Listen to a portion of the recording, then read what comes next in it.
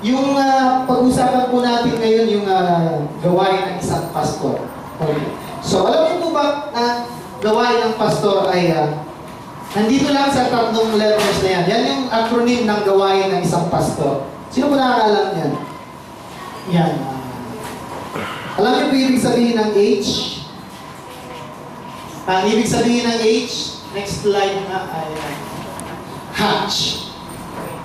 Officiate in dedications and baptism or babies. And yung M is match. Officiate in weddings. Ang po yung gawain ng pastor. Di po ba? At sino nakakalam ng D? Hindi nyo alam kung ano yung D? Ang D ay dispatch. Officiate in funerals. Yan po yung gawain ng pastor. Pag-usapan po natin kung ano talaga yung tinuturo ng Bible na dapat gawain ng pastor. Hindi po yan hatch, match, and dispatch. Mahirap po kung ganyan lang ang trabaho natin.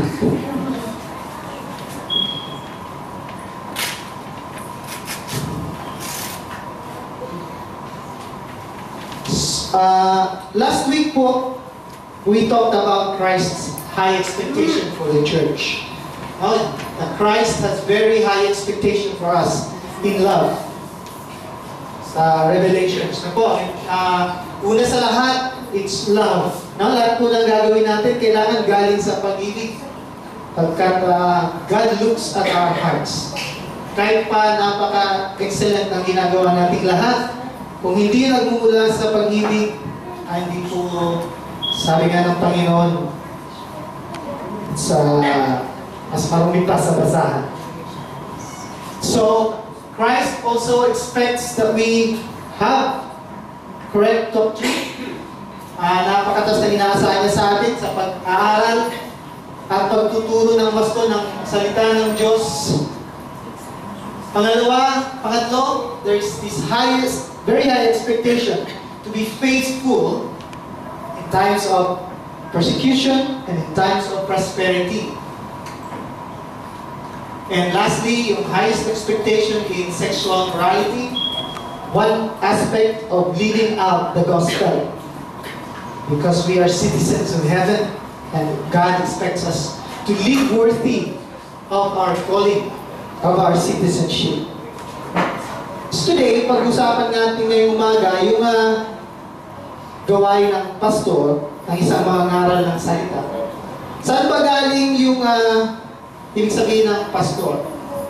Saan galing yung salitang pastor? So, pag-aaralan po natin siya para alam niyo kung ano yung aasahan niyo sa akin, yung expectation niyo sa akin. And then ako kung ano yung aasahan niyo sa inyo. Yung salitang pastor galing sa salitang poimen. Greek, ibig sabihin, tagapag-alaga ng mga sheep at kambing. Yan yung ginamit na salita sa chapter 4, verse 11 ng Ephesians. God has given the church different gifts, evangelists, teachers. Yan po yung ginamit na salita sa pastor. Sinalin po siya sa Latin at ginamit yung salitang Latin na pastor. Ibig sabihin shepherd. Kung may kilala po kayo German na pastor, huwag yung tawagin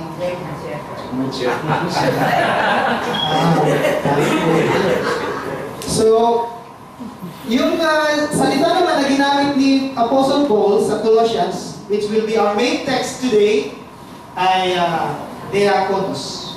Or ibig sabihin, servant, tagapaglingkod, isang alipin. The same word used sa Matthew chapter 20, verse 26. If any one of you wants to be great, he must be the servant of the rest. So, pag-aaralan po natin ngayong umaga yung liham ni Apostol Pablo sa simbahan sa Colossus, chapter 1, 24 to 29, upang makita natin yung katuruan ng Bible tungkol sa gawain ng isang pastor o pangangaral ng salita. So, ginamit ni Paul ang salitang servant sa Colossians, referring to himself.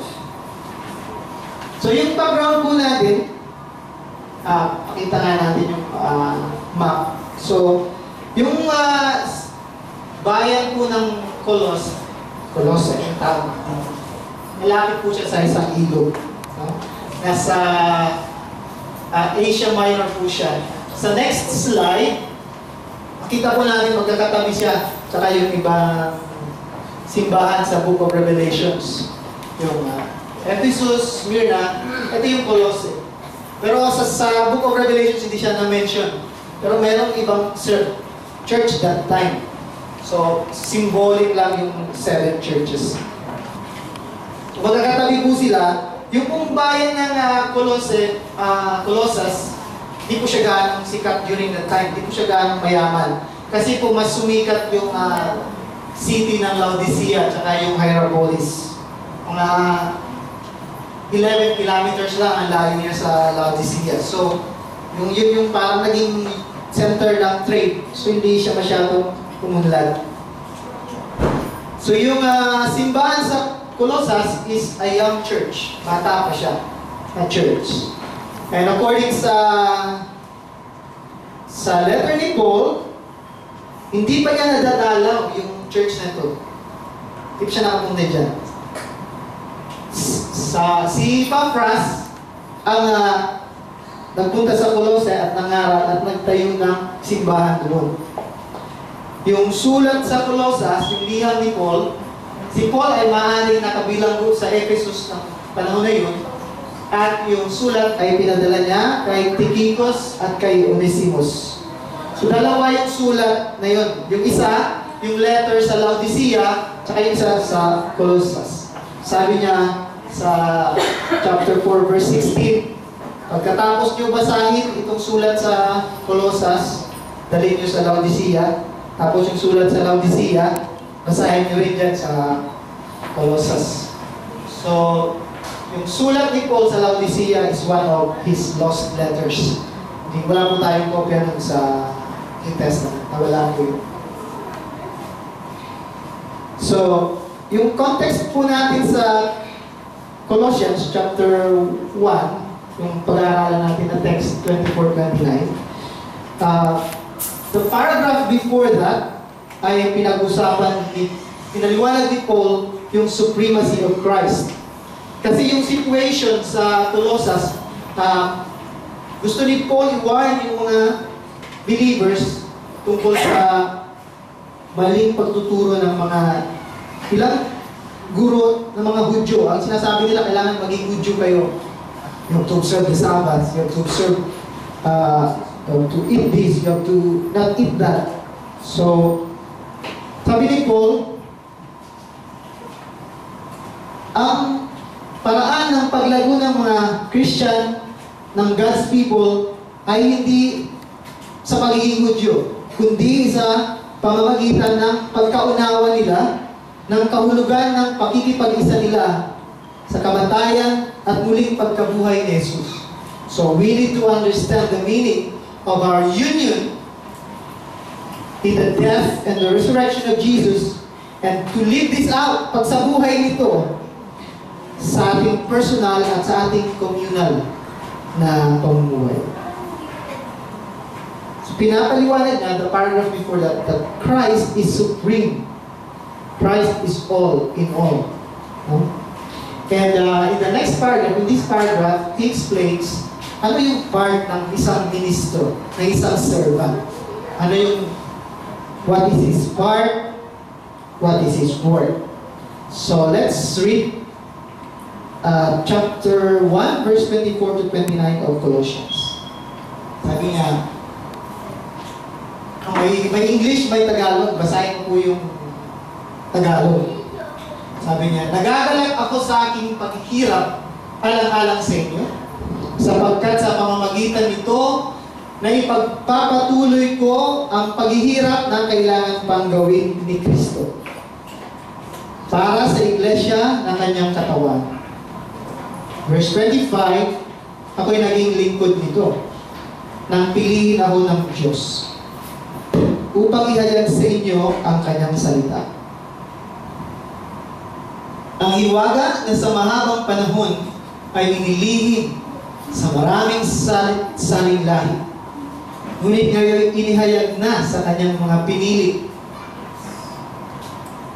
Verse 27, Iloob ng Diyos na ihayag sa lahat ng mga hintil ang dakila at kamanghamanghang hiwagang ito, na walang iba din si Kristo na nasa inyo. Siya ang ating pag-asa na tayo'y makakabahagi sa kaluwalhatian ng Diyos. Yung iksi ng English, ano? Isang paragraph yung Tagalog. Yan ang dahilan kung bakit ipinapangalan namin si Kristo. Him we proclaim. Nasa ko pa yung English, ha? Ayan ulit, ang hawak ng Tagalog.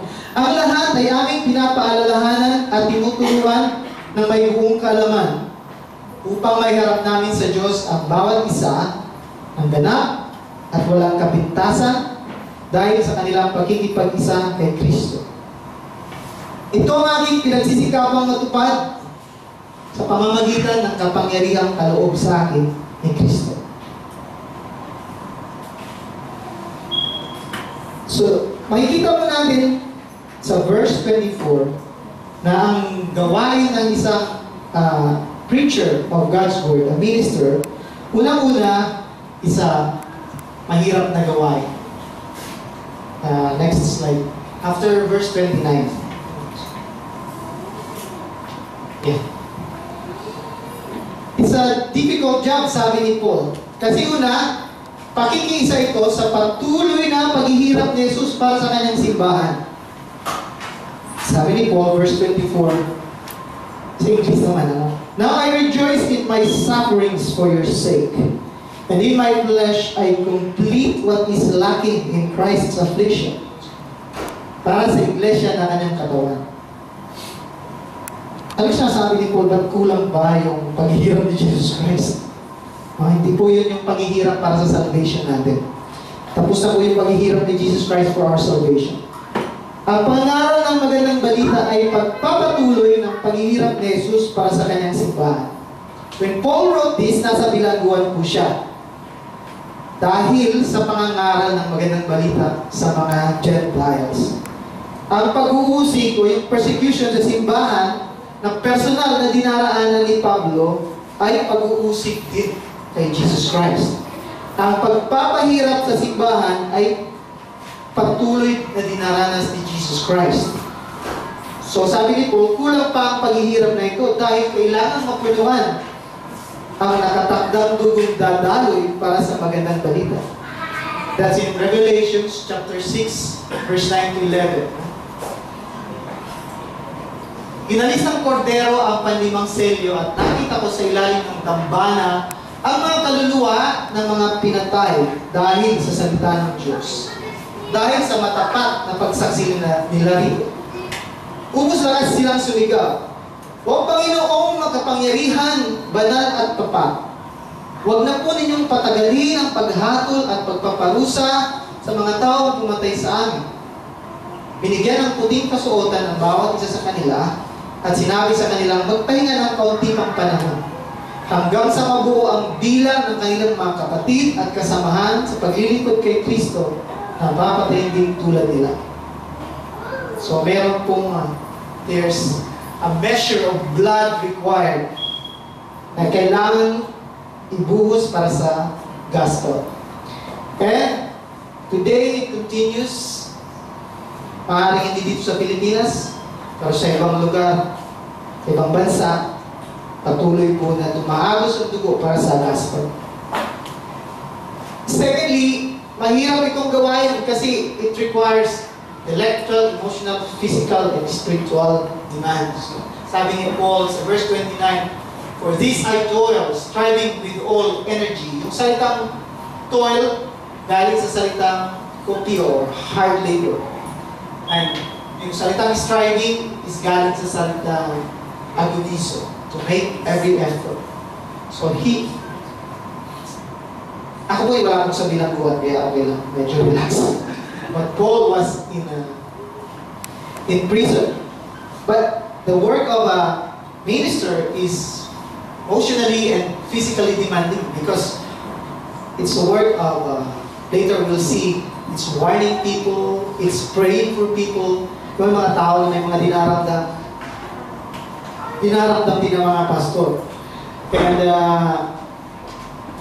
ang pag-aaral ng salita ng Panginoon is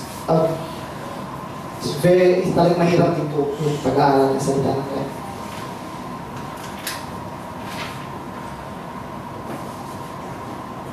Pero kahit mahirap na gawain yung gawain ng isang minister, it's a noble job. It's a noble job. Kasi sabi ni Paul, ako'y naging lingkod dito nang piliin ako ng Diyos. So, to be a minister is a calling from God. It's, sabi niya dito, it's a divine office. So, ito po ay noble kasi tawag ng Panginoon sa isang tao. So, kung kayo po ay tinatawag ng God maging pastor, yung ating kasama sa pastoral team. So it's a noble calling. It's God's calling. And at the same time, it's also an accountability because we are accountable to God. Nung pong when I was a new Christian, doon pa ako sa Legazpi City, si Pastor George yung pastor ko naman siya yung nag-baptize sa akin. Pag binabasa ko yung Bible, pag nababasa ko yung sinasabi ni Jesus Christ kay Peter sa Luke chapter 22 verse 31. Sabi niya, Simon, Simon, Satan desires to sift you as wheat. Pag nababasa ko yun, natatakot ako. So every time dadaanan ko yun, nilalagpasan ko na lang yun. Nilalagpasan ko yun. And there's another passage dun sa John chapter 21 na pag nababasa ko naman, I feel parang yung nangungulila ka, matinding pangungulila, like a deep melancholy. Ito yung sinabi ni Christ ulit kay Peter, no? Simon, son of John, if you love me, feed my sheep. Alam niyo naman po yung dinaanan ko ba ako naging missionary, yung namatay ko yung nanay ko at tatay ko magkasunod na year. No? So, nung dinadaanan ko po yun, parang pumapasok sa isip ko itong sinabi tungkol kay Peter that Satan desires to sift you. So, mabuti na lang hindi ako binitawan ng God kasi kung hindi, bumitaw na ako. So, and I think maybe yung second scripture is calling to feed the sheep. Let's see. Baka ito na yung tawag ng God. Pangatlo po yung gawain ng isang preacher is to preach Jesus Christ. Ipangaral si Jesus. Sabi ni Paul, upang ipahayag sa inyo ang kanyang salita. Ang hiwaga na sa mahabang panahon ay inilihim sa maraming saling lahi. Kulit ngayon inihayag na sa kanyang mga pinili. Niloob ng Diyos na ihayag sa lahat ng mga hintil ang dakila at kamanghamangang hiwagang ito, na walang iba kundi si Kristo na nasa inyo, which is the hope of glory. Siya ang ating pag-asa na tayo makakabahagi sa kaluwalhatian ng Diyos. So, our work is to preach Jesus Christ. Yan lang po yung pinaka-basic niya. We preach Jesus Christ. Kasi Jesus is the image that we aspire to. So, here in the pulpit, we will preach Christ. We will get to know Christ. Para we know ano yung kailangan nating gayahin. So, we will know Christ more. Sa 2 Timothy chapter 2, sabi ni Paul kay Timothy, kaya nga anak ko, magpakatatag ka sa tulong ni Kristo Jesus. Ang mga narinig mo sa akin sa harap ng maraming saksi ay ituro mo rin sa mga taong mapagkakatiwalaan at may kakayahang magturo sa iba. So, my primary responsibility is to make sure that you are getting the right teaching. Hindi lang po ito hindi po sapat yung dito lang sa ating worship service. 30 minutes lang po ito. I believe ko lang po yun sa atin. So, I believe it's also my responsibility to prepare Bible lessons for our Bible studies, for our Bible class, and for those who would like to do Bible studies at home. God willing, mag-umpisa po natin ang ating Bible class by February. And magti-train po ng mga teachers,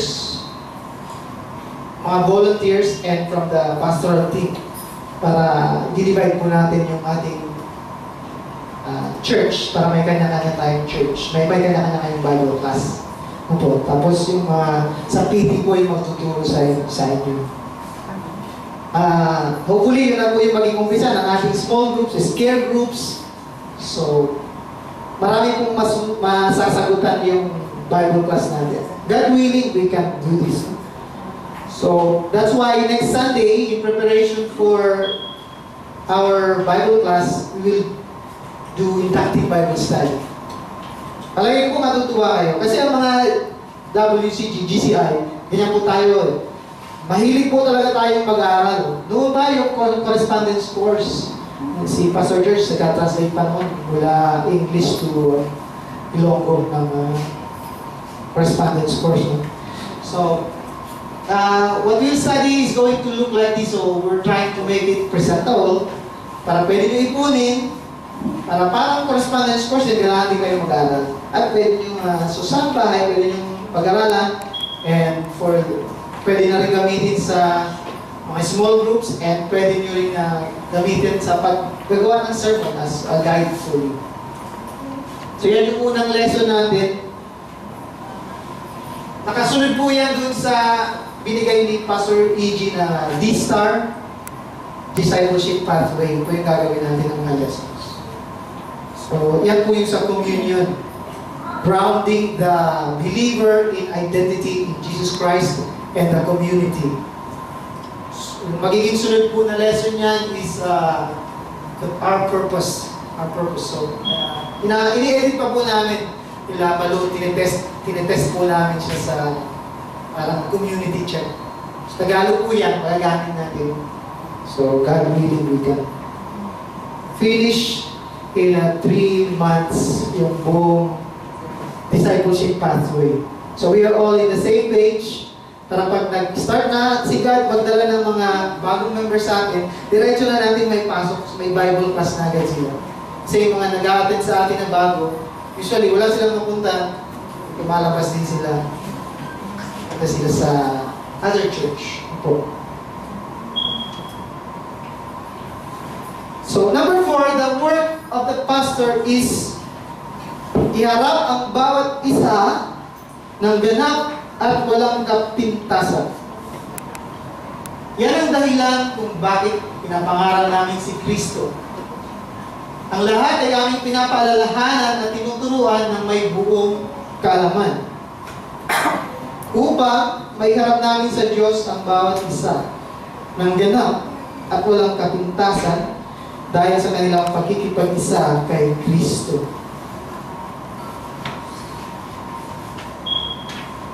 So, balik po tayo ulit sa napakataas na expectation ng God sa atin. If bumabalik po talaga tayo ng lagi-lagi. He wants every man to be perfect. Yung ginamit po ditong salita ay kagaya ng sa kasal. I want to present you to Christ. Kaya ang sinabi ni Paul sa Corinthians, you are like a virgin na piniprepare to be perfect.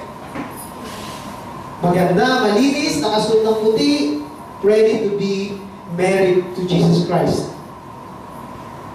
Inulit po dito yung tatlong ulit pong, sa English makikita nyo sa RSV, tatlong ulit, inulit yung every man. Sa slide before that, sa pakibalik namin, in we proclaim, warning every man, teaching every man, but we may present every man. So, tatlong ulit. So, dinidiinan niya yun. We try our best na walang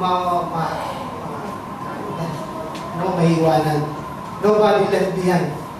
Kasi, hindi na po tayo pupunta sa place of safety, pero kailangan wala ka rin left behind. Marami ba yung place of safety? So, doon po yun, nagturo natin that we don't believe that anymore. But we want to present, sabi ni Paul, every man, perfect in Christ. So, sasabihin ko sana, imposible yata yan. Nasa yung possible task. Pero po nakakita na po ko at nakakilala na po ako ng mga Christian na talaga po sobra yung humility.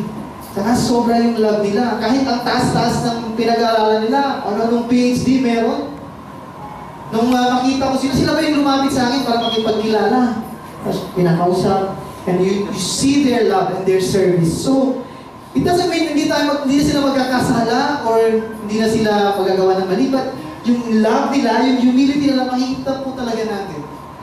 So, with God, it is possible. With God, it is possible.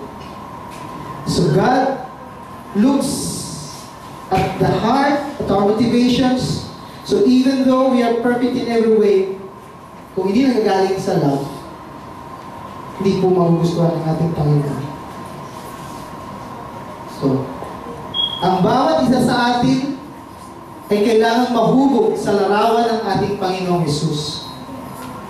Hindi po natin ito magagawa kung hindi tayo magtutulungan. Everyone needs to become, to grow in maturity. Yung salitang maturity po galing sa salitang Greek na telos, means complete, means perfect. Kailangan mahubog tayo sa larawan ng ating Panginoong Hesus. Meron daw isang pastor na malapit na mamatay. Naghihingalo na siya sa kanyang higaan. Pinatawag niya yung dalawang member ng kanyang church, isang abogado at isang doktor. Pagdating ng dalawa, pinaupo sila ng pastor doon sa kabilang gilid ng higaan niya. Tapos inabot niya yung kamay ng dalawa, tapos nilapit niya sa yaki niya sa dibdib niya, napangiti siya ng napakatiwasay. At peace yung pastor. Pero hindi siya nagsasalita. So hindi maintindihan ng lawyer, ng abogado at ng doktor kung anong ginagawa ni pastor. Kasi maraming beses na si pastor nagsermon tungkol sa pagkagahaman, sa greed, covetousness, yung pamumuhay na yung magastos, ganyan. So, malayaw. So, yung dalawa na to, pag nagtisermon yung pastor, pakiramdam nila na lagi silang natatama sa sermon ng greed, covetousness. So, pero si pastor habang hawak yung kamay na nangitin talaga siya. Lahat na relasyon, parang nakikita niya ng Jesus Christ, pero wala siya sinasabi. So, nagtanong yung dalawa, sabi nila, pastor, bakit po niyo kami tinatawag? Sabi po ni pastor, di ba lagi ko sinasabi sa simbahan na ang pinakadakilang likhi ng tao, ng buhay natin ay maging kagaya ni Kristo. Yan din ang dahilan ng mithiin ko sa buhay ko, maging kagaya ni Kristo. Maging hanggang kamatayan. Kaya pa yung dalawa pinatawag at pinaupo sa magkabilang gilid ay para mamatay din ang kagaya ni Jesus. May katabing dalawang magkabilang. Sa imitating the image of Christ, mamatay siya na may dalawang magkanakaw sa kabilang. Sana po, hindi po tayo tawagin ng pastor. At paupuin tayo sa magkabilang gilid. Mahirap mo yun. Sana, number 5, nakasalalay ang gawain sa lakas ng bigay ni Jesus. Hindi po magagawa ng tao kung wala po galing sa Panginoon. Sa pamamagitan ng kapangyarihang kaloob ni Kristo, sabi ni Paul.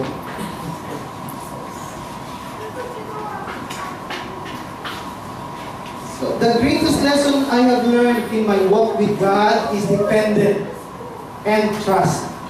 Nung umalis po ako sa work ko, sa Office of the President, para mag-aaral sa seminary, naalala ko naman, andito pa si Dalens, sabi niya sa akin, naku, huwag ka mag-resign sa trabaho mo, walang pera ang church. Sabi niya, walang pera ang church. Sabi, hindi naman po yung pera yung tinitingnan natin po, yung dependence kay God. So for 4 years, I studied biblical studies. And then another 2 years studying applied linguistics.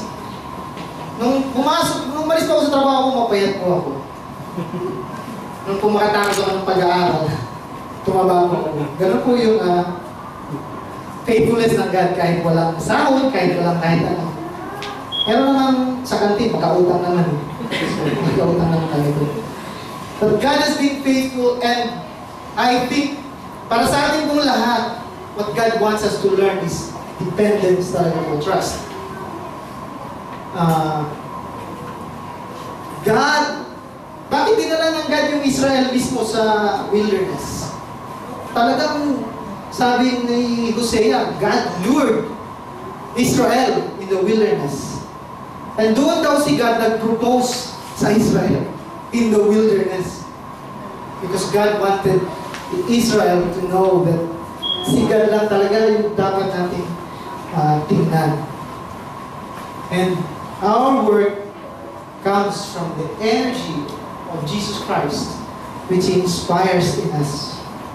So yun po yung work ng isang pastor.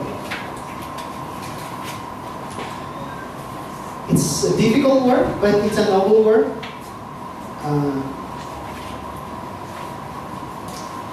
The work is to preach Christ, to present everyone perfect, but the work is coming from the power of Jesus Christ. So, in summary, what can you expect from me? I'll pray for each of you. And you pray for me. We pray for each other. So, I will preach God's word. Try to study it. And you live out God's word. Na pamumuhay natin. I'm hoping, God willing, we can start a Bible class. And what I expect from you is to attend the classes or do Bible studies at home using the materials. So, I would like to train teachers, and I expect volunteers. Yung pastoral team, granted. So, I'd like to visit the members. Pero kayo po yung mag-visit sa mga visitors sa church natin. Kasi po, sila po, yung mga bagong dating, nai-intimidate po pag bibisitahin ng pastor.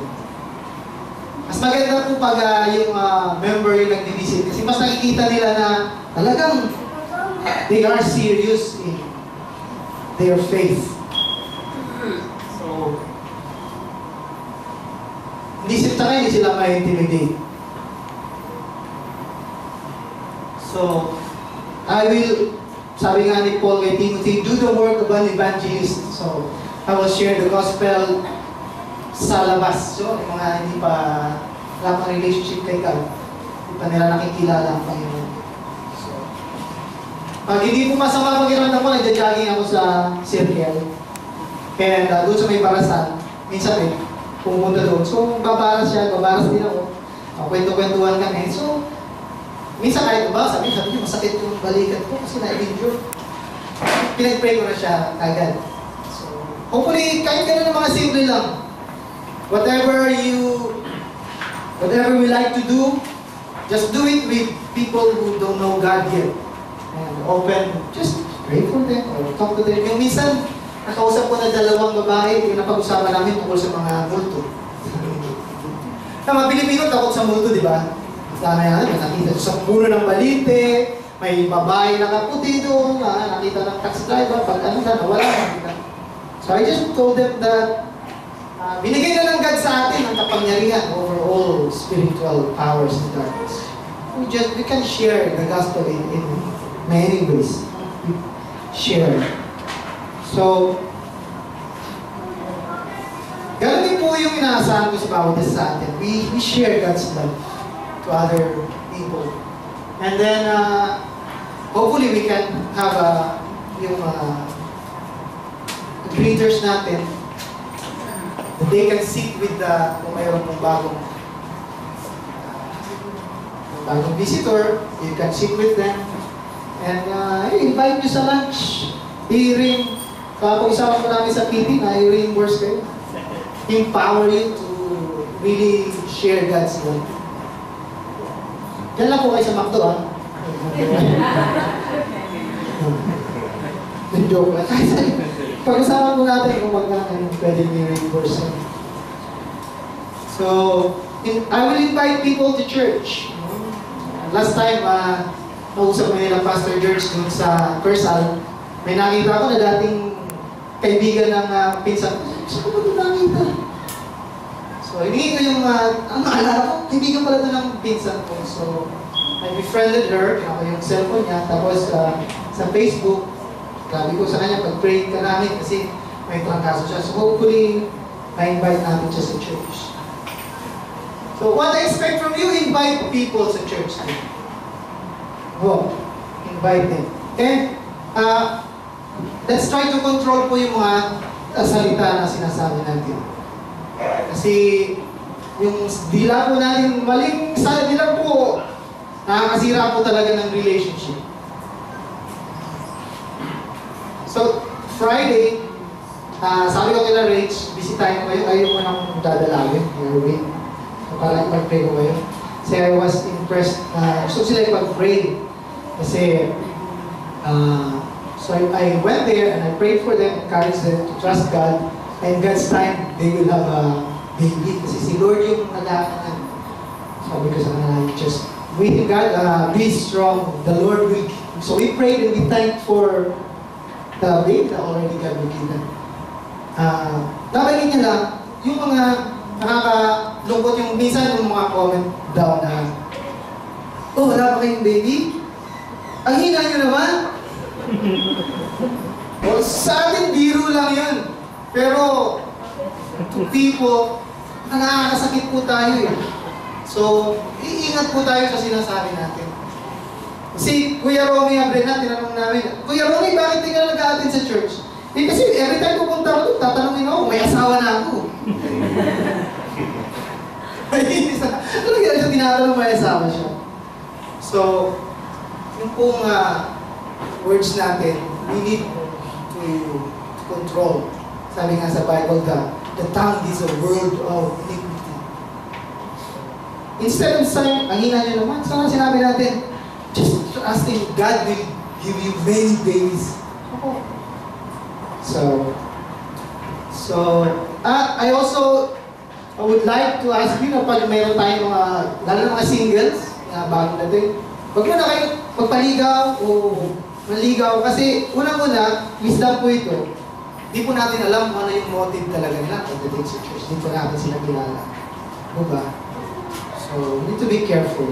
And then, most na pumunta dito sa atin, they need spiritual focus. Kaya po sila nagpunta dito kasi hinahanap nila yung God.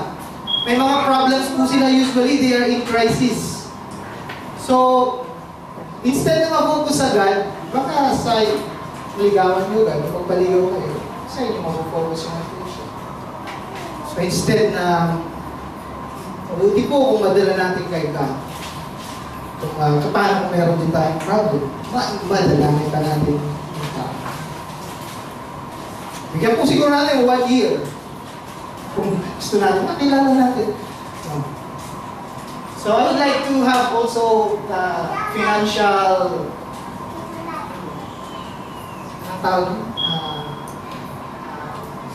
transparency. So hopefully every 4 months I would like to have a financial report to the church. So we can see, kasi hindi lang, we would also like to improve yung giving natin. Kasi yung giving natin is also one way of seeing God's work in our lives. The more that we learn to give. So, what we expect is continue being faithful, generous in giving to God. So, I would like to share and delegate ministries, and what I expect from you is to continue serving in love and volunteer. So, sa sinod ko dito, malaki ba pagbabago from Pastor Andrew's teaching to us? Siguro hindi naman gano'n. It's not that big naman. So hopefully po we are clear with each other. Yung expectations natin. We are all in this together. Palagi pinapakita ni Pastor Andrew na isang bangka. you're all there. At isa lang yung patutunguhan natin. Sabi nga, loose lips sink ships. Ay, ang barko, laki-laki. Pero pag nag-away-away na yung mga marinero, lulubog po yung barko because of tongues. That's one of the things we really need to watch out. Kung minsan di natin alam, we feel parang very close na tayo sa isa't isa and nawawala yung boundaries and respect. We need to be very careful with that, with our words. So in closing, I would like to read Colossians chapter 3 verses 1 to 17.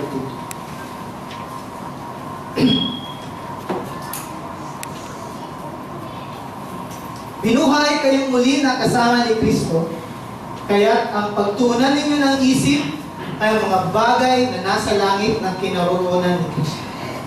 Ano ba sa English? Set your mind on things above, where Christ is seated, nakaupo sa kanan ng Diyos. Ang mga bagay na panlangit ang isaisip ninyo, hindi ang mga bagay na panlupa, sapagkat namatay na kayo at ang inyong tunay na buhay ay natatago sa Diyos, kasama ni Kristo. Si Kristo ang inyong buhay, at kapag siya'y nahayag na, mahayag din kayong kasama niya at makakahati sa kanyang karangalan. Kaya dapat nang mawala sa inyo ang mga pagnanasang makalaman, ang pakikiapid, kahalayan, mahalay na simbuyo ng damdamin, masasamang nasa, at ang kasakiman ng isang uri ng pagsamba sa Diyos-Diyosan. Dahil sa mga ito, tatanggap ng parusa ng Diyos ang mga taong ayaw masakop sa Kanya. Kayo man ay namuhay din ayon sa mga titang yun, nang kayo ay pinaghaharian pa ng mga ito. Ngunit ngayon, itakwil na ninyo ang lahat ng galit, buot at sama ng loob. Iwasan na ninyo ang panlalait at malaswang pananalita. Huwag kayong magsisinungaling sa isa't isa, sapagkat hinubad na ninyo ang dati ninyong pagkatao, pati ang mga gawa nito. Sinod ninyo ang bagong pagkatao na patuloy na nababago at nagiging kalarawan ng Diyos na lumikha sa inyo, upang lalo ninyo siyang makilala. Kaya sa kalagayang ito, wala nang pagkakaiba ang Grego at ang Hudyo, ang tuli at ang dituli, ang dayuhan at ang mabangis na tao, ang alipin at ang malaya. Ngunit si Kristo ang pinakamahalaga sa lahat at siya'y nasa inyong lahat. Kaya nga dahil kayo'y hinirang ng Diyos, minahal niya at pinili para sa Kanya, dapat kayo maging mahabagin, maghain at pagpakumbaba, hinamon at pagtiis. Magpasensya kayo sa isa't isa at magpatawad kayo kung may hinanakit kayo kanino man. Magpatawad kayo gaya ng pagpapatawad sa inyo ng Panginoon. At higit sa lahat, magmahalan. Sapagkat ang pag-ibig ang buklod ng ganap na pagkakaisa. Pag-ariin ninyo sa inyong puso ang kapayapaang kaloob ni Kristo. Sapagkat yan ang dahilan kung bakit kayo tinawag sa isang katawan. Magpasalamat kayong lagi. Ang salita ni Kristo ay hayaan ninyong busang manatilig sa inyong puso. Turuan ninyo at paalalahanan ang isa't isa na may buong karunungan. Buong puso kayong umawit ng mga salmo, mga himno, at mga awitin spiritual na may pagpapasalamat sa Diyos. At anuman ang inyong sasabihin o gagawin, gawin ninyong lahat sa pangalan ng Panginoong Yesus. At sa pamamagitan niya ay magpasalamat kayo sa Diyos Ama. Let's pray. Our Father, we thank you very much for your grace, for Christ who is in us, the hope of glory. Lord, po kami nagkakasala, at po kami kapag bitaw ng mga salita na akala namin, kailangan po rin po namin na kita kung ano yung nangyayari pala. And so lahat po sa amin yan nangyayari. And natin po kami nagkakamali, nagkakasala ng even sa aming isip, ng malalasong bagay. We pray for your forgiveness. We pray for your cleansing. We pray for the washing of the Word of Jesus Christ in our lives. Help us to be faithful. Help us to grow in the grace and knowledge of our Lord and Savior. He is in us. He is the hope of glory. And our aim is to be presented before Him, mature and without blemish. Father, we humble ourselves before You. We seek Your Spirit to guide us, Lord. Humble us. Lord, help us. Di po namin ito kayang gawin sa pamamagitan ng aming sariling lakas. Po ay nanggagaling sa Inyo. And we humble ourselves before You. Thank You very much. Thank You for the example of Pastor Andrew and Mrs. Teng of love and humility. Sana po patuloy yun na magpapaalala sa amin. In Jesus' name we pray. Amen.